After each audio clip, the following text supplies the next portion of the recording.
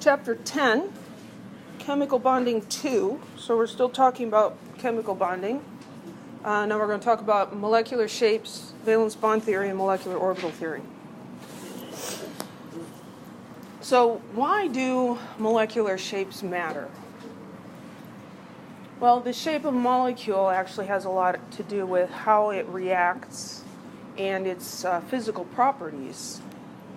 When we look at things that we might eat, they have a taste and they also have a caloric content, meaning how much energy our bodies get from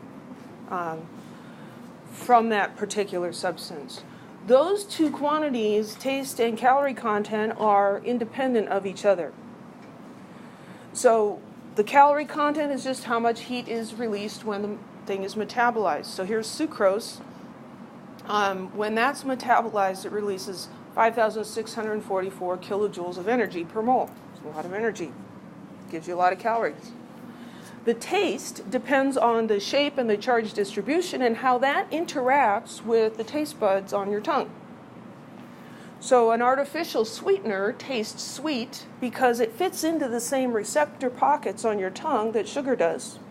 And your tongue interprets that as sweetness, but they have much fewer calories because your body is either not able to metabolize them, or when it does metabolize them, it only gets a tiny bit of energy.